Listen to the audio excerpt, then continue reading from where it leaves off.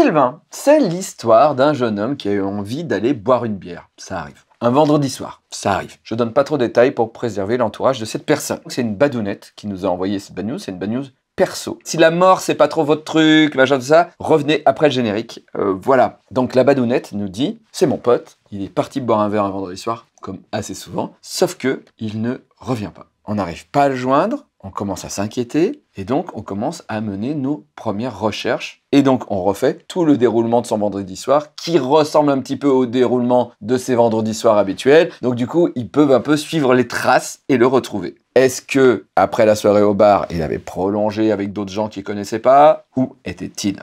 Un barman nous dit, attends, il était avec un grand barbu, avec un machin, tout ça. Et du coup, la badounette fait, je vois qui c'est, je vois avec quel pote il était. Du coup, il dresse la liste des gens avec qui il pouvait être et il les appelle. Et on a retracé son parcours. Mais le parcours, à un moment, s'arrête et on ne sait pas ce qu'il a fait. Le lendemain, toujours pas de nouvelles, on est inquiet, on va au commissariat. On dit au commissariat, aidez-nous. Sauf que, vu que sa famille habite dans une autre région, il n'y a personne qui s'inquiète plus que ses amis proches, quoi. Là. Il est majeur en plus. Donc, et il est majeur. Oui. Donc, on fait une disparition inquiétante à la gendarmerie. Sauf qu'il n'y a que la famille qui peut le faire. Donc la gendarmerie leur dit, non, voilà. Donc on a quand même donné toutes les informations qu'on avait sur lui et on contacte chaque personne qui aurait pu passer la soirée avec lui ou qui aurait pu le croiser. Et donc, vu que la police peut pas plus aider que ça, ils disent, et si on a les clés de chez lui, on a le droit d'aller chez lui? Et la police, oui.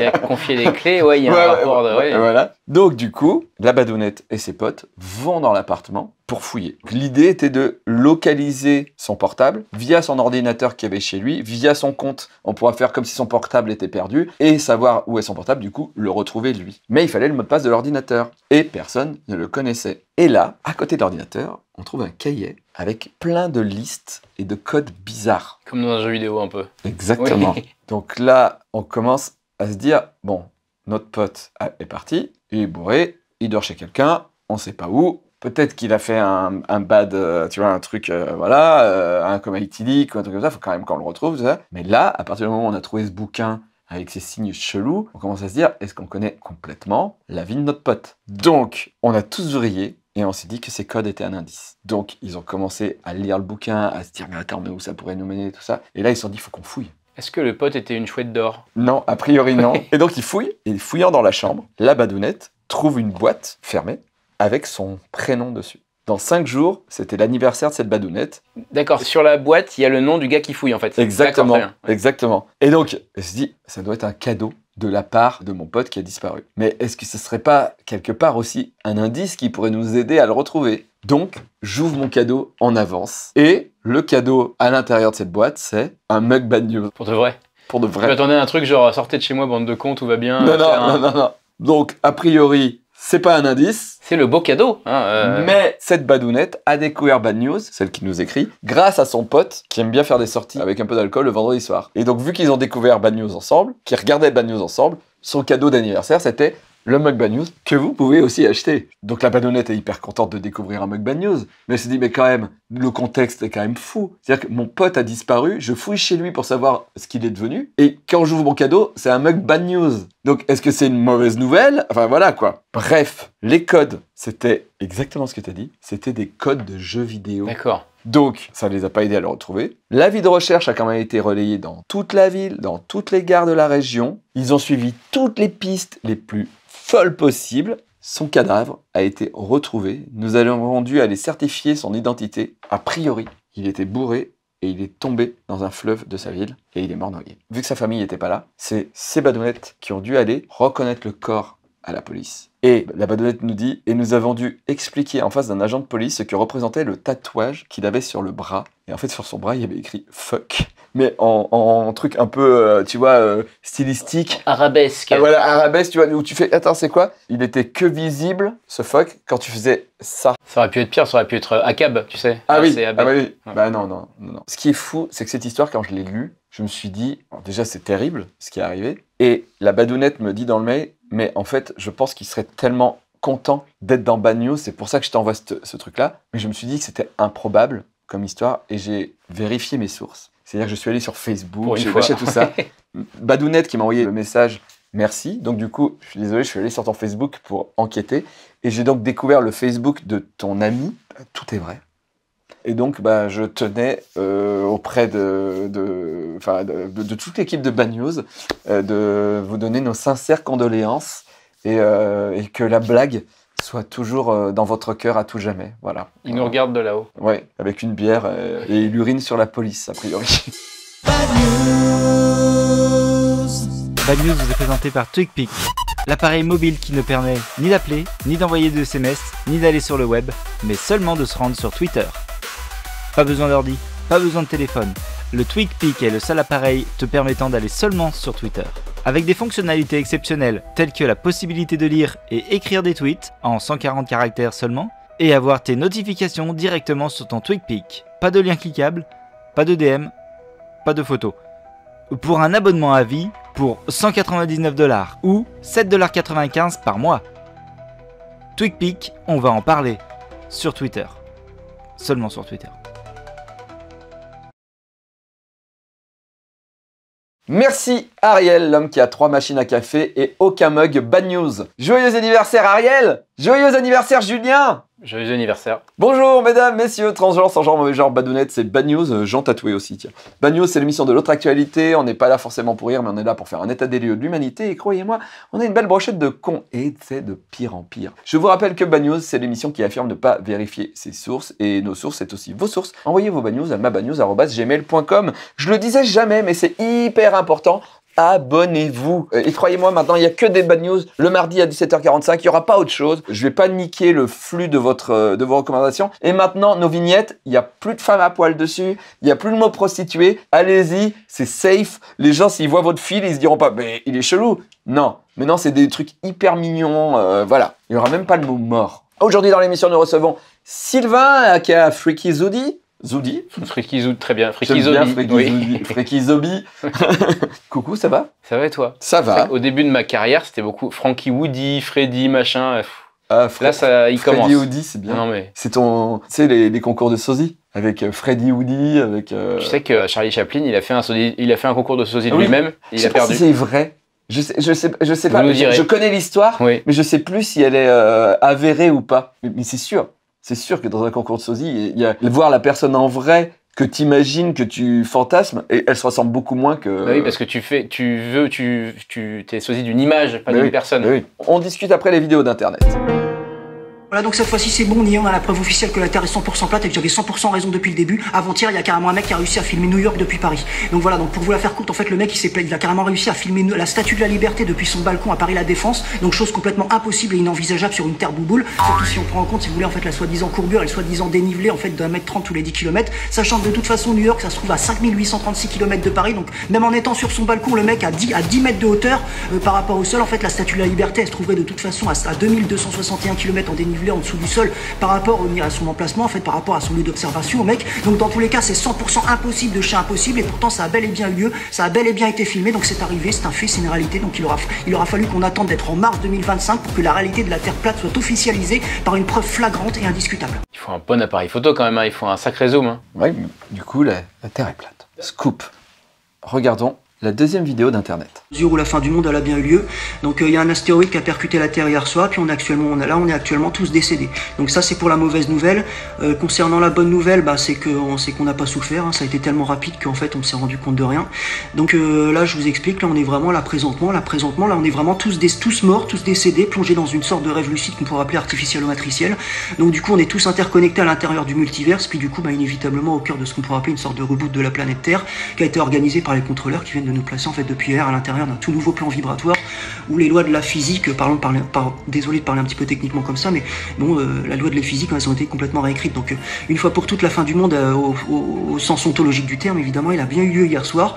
Et donc d'après des modélisations qu'on pourrait appeler post-quantiques puis des théories émergentes en cosmologie multidimensionnelle, notre réalité actuelle, là, d'après mes agents de terrain, ce serait du coup apparemment plus rien d'autre du tout qu'une émanation, de ce qu'on pourrait appeler une émanation onirique. Donc en d'autres termes, en fait, si vous voulez, ce qu'on perçoit là en ce moment depuis hier, c'est plus du tout une réalité objective, plus du tout, c'est juste une sorte de reconstruction cognitive à l'intérieur d'un univers simulé grâce à des... Je veux la même chose que lui. Mes agents de terrain, Oui. J'ai adoré quand il dit... Alors, ce gars, donc c'est un humoriste. C'est bien fait. C'est bien fait. Si vous savez qui c'est, je veux le suivre parce que c'est un génie. Il joue hyper bien, il connaît tous les mots. Le problème, c'est que je le trouve que sur des sites de complotistes qui reprennent ses vidéos, qui le rebalancent, et des gens qui se moquent de lui en disant « Eh, le dingo, c'est un dingo !» Ce mec a tellement réussi son coup que je ne trouve pas le site d'origine. Donc si vous savez qui c'est du génie. Il faut lire les commentaires. Tu te rappelles, il y avait un mec qui disait « Oh, au concert des Stones, il y avait un dragster qui a brûlé toute la... » qui était interviewé à chaque fois. Pareil, c'était un comédien en fait, mais lui, il était passé aussi je vois qui c'est. Oui, il était passé dans le Grand Journal ou je sais plus quoi. Voilà, il faisait des commentaires qui étaient complètement... Oui. Un groupe de rock, c'est un groupe qui se drogue. Bon. Alain Bachung, il se drogue. Bon, c'est du rock. Jimi Hendrix, c'était du rock. Non, je suis désolé, les Rolling Stones, c'est pas du rock. Hein? De quoi? Ils se droguent? Les Stones? Bon, bah c'est du rock. Sylvain, tu es passé dans des tonnes d'émissions. Moi, ce que j'aime bien avec toi, c'est que t'as un buzz, t'es partout à la télé d'un coup, dans le monde, poum, 3 ans plus tard, ce mec tatoué, eh ben dis donc, il aurait pas eu des problèmes à l'éducation nationale, et ça revient, et puis ça repart, et là, t'as eu Légende, t'as eu quoi? T'es passé à la télé aussi. Dans quelle époque de Léa Salamé Quelle époque, ouais. Avec Antoine Decaune, mon idole. Ah oui. Oui. Il est super gentil, Antoine Decaune. Et du coup, parce que les gens se rappellent en fait. Pour la même info. Oui, bah oui, c'est ça. Oh, mais il est prof tatoué. Ah, mais c'est scandaleux. Ah, ouais. Et après, plus ça avance et plus les médias ont du respect pour moi et plus les gens me suivent pour qui je suis et pas pour ça. Ok. C'est plaisant. Mais oui, c'est ça. Il y a des séries comme ça. Des séries, t'as fait plein de trucs. Puis après, tu fais rien. Puis après, plein de trucs. Et du coup, tu t'es fait insulter par le gars dans l'émission Quelle époque? Oui, dans le public. Dans le public. Oui. Il y a un short sur Instagram qui a fait 4,5 millions de vues. C'est celui où il me sort une vanne. D'accord, ok. Et moins sérieux, mais plus cool quand même, t'es dans un clip. T'es dans Ultra Vomit. Oui, le clip Petit Kawa ou quoi. Ouais. Où je fais un personnage, vous verrez bien. Il faut rester jusqu'à la fin par contre pour le voir. Ouais, ils sont adorables. Bref, de Vivian. En bref. Contrôle au lycée. Lycée, école. Éducation nationale. Un des élèves triche. Un autre élève le balance au prof. « Eh monsieur, il y a machin, il triche !» Le lendemain, le tricheur, un petit peu vénère, s'est rendu au lycée avec un couteau caché dans son sac. Et dans les couloirs, l'élève a sorti son opinel et a poignardé son camarade. Touché à l'abdomen, la victime a été transportée à l'hôpital. Par chance, le jeune homme s'en tire avec des blessures. Quant à l'auteur du coup de couteau, il s'est rendu de lui-même au commissariat, accompagné de ses parents. Alors, quand ça triche, ça se bat? Mais en fait, tout le monde triche au lycée. Enfin, je me rappelle, moi en tout cas à la fac, tout le monde grugeait, c'était ouvert, on avait tous les cahiers sur les genoux et tout, c'était limite toléré quoi. Les profs, ils mettaient même des trucs un peu plus durs parce qu'ils savaient qu'on allait regarder les cours et que c'était interdit. Donc du coup, tu valides les gens qui trichent, mais pas les gens qui balancent. Non, il faut pas tricher parce que sinon vous méritez pas tout ça, mais tout le monde le fait quoi. En fac, j'avais jamais vu ça. C'est vraiment tout le monde grugeait ouvertement. Moi, j'ai pas triché à mon... Alors moi, j'ai pas passé beaucoup de diplômes, mais j'ai pas triché. Normalement, t'as pas besoin, parce que c'est du contrôle continu maintenant et tout. Mais ça rassure quand même beaucoup. Moi, en latin, j'avais sur moi tout le temps, parce que je grugeais. J'avais toute la leçon dans la trousse et tout. Puis après, on a eu les TI 89, donc on pouvait programmer et puis aller regarder. Et du coup, est-ce que tu mérites ton diplôme d'éducation nationale? Ça, oui, parce que c'est impossible de tricher en tant qu'institut, parce que t'as des euros. Des euros? Des euros. Ah, des euros. Parce qu'on te paye, tu peux pas tricher, on te paye. Je fais, bah, c'est super. Okay. Alors, les euros pour tricher, moi, j'ai pas de cheveux pour cacher une oreillette, donc... T'avais des cheveux à l'époque? Oui, mais comme Rémi, pas beaucoup plus long. Ok, parce que moi je me rappelle de toi, je crois la première fois que je t'ai vu dans le quotidien, et t'avais une barbe, t'avais encore des cheveux. Non, mais j'ai changé, j'ai tenté les trucs. Après, toi-même tu sais, comme disent les jeunes, on tente des trucs et puis on peut plus trop tenter. Alors, j'avais essayé une crête, mais disons qu'elle s'interrompait un peu au milieu, donc j'avais laissé tomber. Ok, moi aussi. Elle s'interrompt là, là et là. Voilà. C'est des haies de sauter. En bref, dit Inéris. Chaque année, l'église chrétienne communautaire de Vandalia à Horner en Virginie-Occidentale organise le Vendredi Saint une reconstitution de la crucifixion de Jésus et des 2 voleurs, parce qu'on les oublie. Mais ils sont 3 à chaque fois à être crucifiés. Il y a Jésus sur le mont Golgotha et il y en a 2 autres derrière. C'est pour ça que des fois sur les tableaux, t'as 3 crucifiés. Okay. Voilà. Comme dans le film des Monty Python. Exactement, exactement. Du coup, c'est assez... Il y a une véracité, j'ai envie de dire, sauf la chanson. Et donc, à chaque fois, des participants jouent le rôle de Jésus et des 2 voleurs, voilà, ayant les pieds sur un support de la croix et tenant des cordes dans leurs mains pour maintenir comme ça, et ils refont ça, et ça les fait marrer, les chrétiens, ils sont là, oh, trop bien, on a recrucifié Jésus. Je sais pas, c'est bizarre quand même, mais bon. C'est pas les clous qui tuent les gens, c'est le fait qu'il la cache se casse, en fait. C'est ça, en fait, au bout d'un moment, les muscles claquent et il meurt. Un homme de 84 ans a décidé de faire un des voleurs. Il est tombé de la croix. Ah merde. Pour une raison encore inconnu. Il s'est grièvement blessé. Il a des côtes cassées, a été transporté en avion à l'hôpital où il était placé aux soins intensifs. Et finalement, c'est vrai que Jésus, après, il est monté au ciel. Et ben lui aussi, il est monté sur la croix, il s'est pété la gueule et il est monté au ciel en avion. Ces gens ne sont pas en danger, mais quand t'as 84 ans, tu montes pas sur une croix pour... Déjà, il glisse dans la salle de bain. Il y a des baignoires avec des portes. Voilà. Ça, il y a la pub sur France 2 l'après-midi. C'est vrai que ça aurait été Bad News qu'il soit mort. Mais il est pas mort. Allez, on passe au jouet improbable de la semaine. Je crois que je vais pas faire de commentaires. Je te laisse apprécier. Ok. C'est un ours avec une gag ball. Je ne comprends pas parce que regarde... Elles sont derrière un peu les... Derrière, il y en a d'autres. C'est un mec qui l'a mis dans la bouche et qui a pris la photo. Et tu vois, il y a écrit « Shoot up to 20 feet ».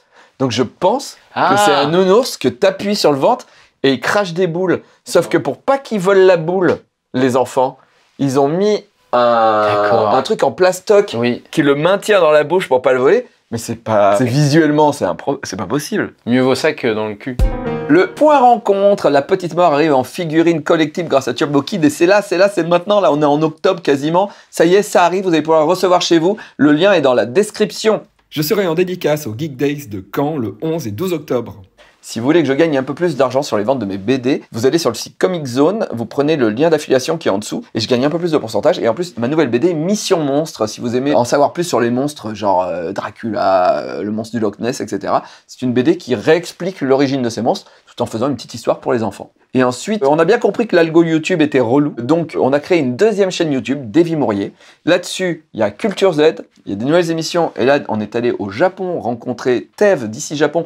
Il nous a présenté toute sa collection de consoles de jeux, c'est assez fou. Il y a des shorts, et il y a même des lives, voilà. Donc, allez vous abonner sur ma deuxième chaîne YouTube, Davy Mourier, et abonnez-vous à celle-ci aussi. Il y a une faute, Sylvain? 2, 3 même. Très bien. Oui. Merci. En bref, de méga perso de Z Boul Boul. En bref. C'est sa Bad News perso.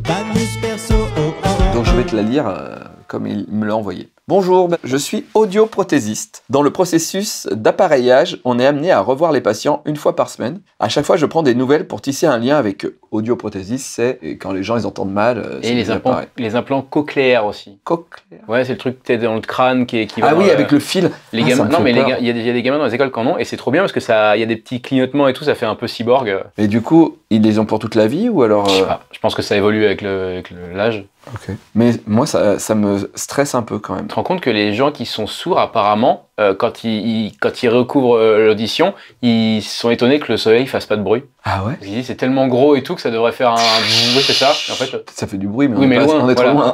Mais en fait, il y a quelqu'un qui a filmé depuis la Défense avec un grand appareil photo le soleil et il fait du bruit. Donc, à chaque fois qu'il y a des patients qui viennent, il prend des nouvelles, ça. Et un lundi matin, à 10h, un monsieur que j'avais déjà vu arrive. Je vous retranscris le dialogue. Alors, monsieur machin, comment ça va? Pas top. Des petits soucis perso. Ah mince, qu'est-ce qui se passe? Tous les vieux se plaignent de leur vie, donc à chaque fois je fais ah bah alors, qu'est-ce qui se passe? Oh rien, je vais pas vous embêter avec ça. Très bien. Alors, avec vos appareils, comment ça se passe? Bah... Mon fils s'est fait assassiner. Habitué à rassurer mes petits vieux face à leurs petits problèmes du quotidien, je ne savais pas où me mettre dans une histoire complètement décousue entre radicalisation, drogue, mafia. Il m'explique un peu tout ça. Je comprends qu'il s'est fait tuer par un collègue à lui, puis enterré à 500 mètres du magasin où je travaille. Pendant tout le rendez-vous, je me suis demandé pourquoi il était devant moi un lundi matin alors que son fils avait été retrouvé mort le vendredi à côté de mon magasin. Bref, petit pépin du quotidien, en somme, pour cet homme-là. Il a dit, vous en avez peut-être d'autres des fils quand tu essayes de... Ah, c'est ça, ouais. Mais ce qui est fou, c'est qu'il lui demande si l'appareil va bien. Du coup, non, puisque le mec lui répond, mon fils s'est fait assassiner. Tu vois, tu fais, je vais mieux régler le truc. Ouais. Sylvain, comme tu le sais, bientôt, les gens ne vont plus voir ce décor de Bad News et vont découvrir un nouveau décor. Et depuis juin, maintenant, on a une nouvelle rubrique dans Bad News, j'ai appelé ça le changement de décor. Et donc, on voit l'avancée des travaux pour le prochain décor de Bad News. Regardez. On va mesurer. Alors on va peut-être se décaler un petit peu. Hein?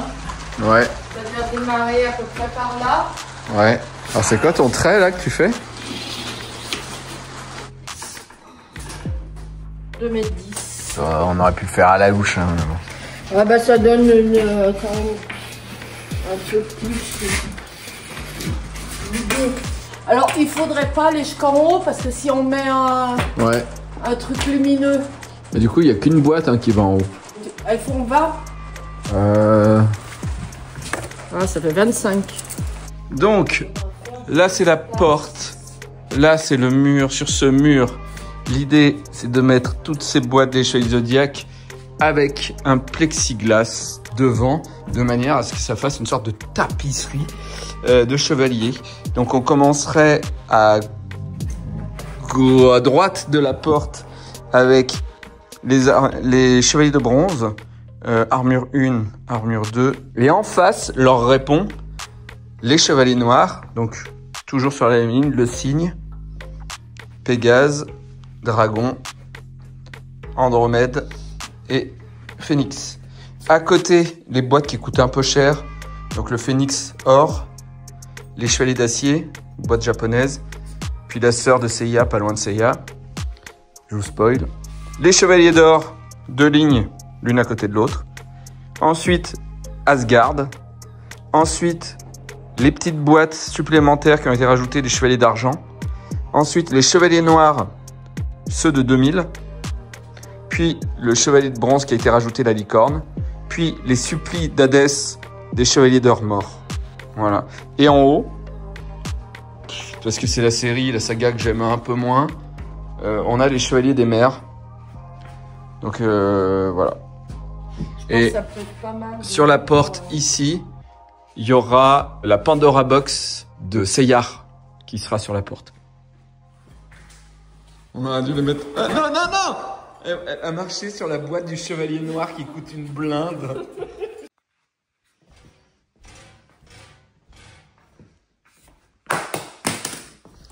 Davy, putain. Backstreet, la vidéo, c'est beau! Eh oui, ma mère, je sais pas ce que vous avez vu, mais sûrement ma mère a dû faire un truc. Adorable. En parlant de ma mère, passons aux porn de la semaine. Merci aux éditions Huggin et Menin pour l'envoi du livre. Les parodies X sont souvent les meilleures. C'est là-dedans que j'ai trouvé le porn d'aujourd'hui. Je te lis le résumé. À toi de me dire, sa parodie, quel grand film hollywoodien, célèbre, vieux. La femme du maire vient de s'enfuir et tous les hommes du roi semblent vouloir nous flairer. C'est une traduction anglais Google. Ok.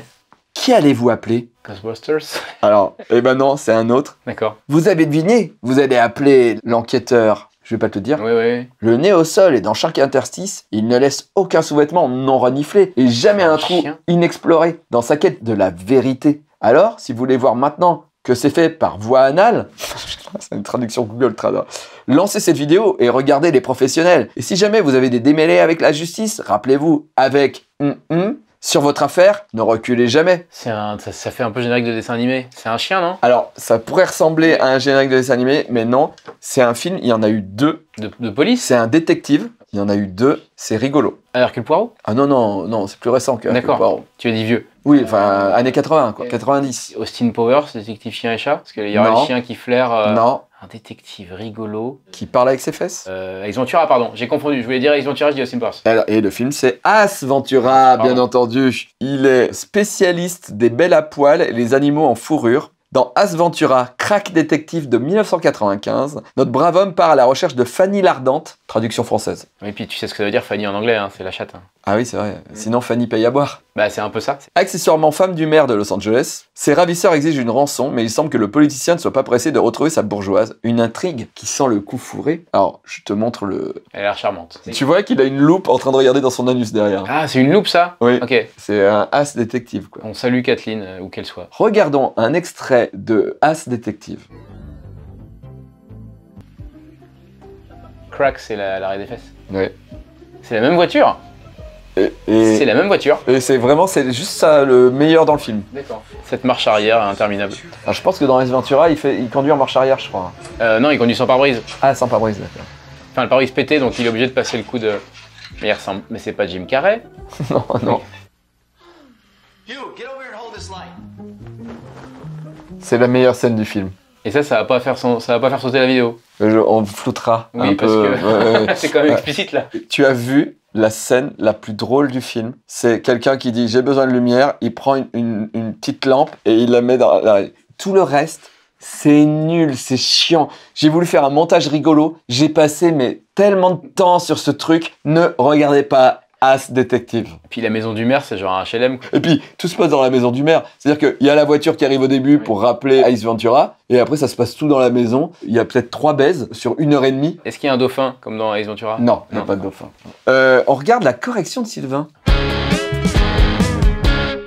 Bonjour les badounettes. Bonjour maître. Bad News 326, 11e minute, direct dans le vif du sujet. Julie suppose. Je vais vous tuer avec gentillesse. Avec gentillesse. Avec gentillesse. Nous nous retrouvons donc devant une gentille menace. Ça, c'est quoi? C'est une antinomie, là? Oui, je pense que c'est ça, ouais. C'est plutôt un oxymore, qui est, rappelons-le, une figure de style destinée à mettre ensemble 2 mots de sens opposés. La bamba triste de Pierre Billon, vous irez retourner voir le clip après Pierre Billon, la bamba triste. La boucherie héroïque de Voltaire, ou encore le Père Noël est une ordure de la troupe du Splendide, n'en sont que quelques exemples. À mon avis, Julie confond avec antonymie. Mais même ça, c'est juste le contraire, justement, de synonymie. Les synonymes, on rappelle, c'est des mots qui veulent dire à peu près la même chose. Joli, beau, méchant, vil. Et les antonymes, c'est les contraires. Moche, beau, par exemple, gentil, méchant. Parce qu'en vrai, une antinomie, comme elle dit, c'est une sorte de paradoxe, une contradiction logique. Explication. Pinocchio. S'il dit « mon nez va s'allonger » et que le nez s'allonge effectivement, c'est qu'il a menti, puisque son nez ne s'allonge que quand il ment. Mais du coup, en fait, il a pas menti, puisqu'il a annoncé que le nez allait s'allonger. Donc il a dit la vérité. Donc le nez aurait pas dû s'allonger. Antinomie. Il y a besoin de répéter pour les deux du fond qui bavardent ou ça va? Mais vous me dites, hein. 2 portes, 2 gardiens, un devant chaque porte. Il y en a un qui dit toujours vrai et un qui dit toujours faux. Mais on sait pas qui est qui. Il y a une porte, quand tu la passes, tu meurs. Et l'autre, quand tu la passes, tu gagnes 1 milliard. 1 milliard d'euros. Et tu dois leur poser une seule question pour savoir laquelle ouvrir. Tu demandes quoi du coup? C'est quoi ta seule question? Répondez en commentaire pour voir. Et puis expliquez aux autres aussi, ceux qu'on trouvait. Il n'y a pas que des bacs plus 5 dans les coms sur YouTube. Ça se saurait. Au revoir les badounettes. Au revoir maître. Merci beaucoup Sylvain. En plus on sait même pas de quoi t'as parlé. C'est le 30 septembre donc... Mon anniversaire c'était il y a 12 jours. Bon anniversaire Sylvain. Je suis né le 18. Rendez-vous mardi prochain à 17h45 pour une surprise. Pour moi aussi. Merci Sylvain.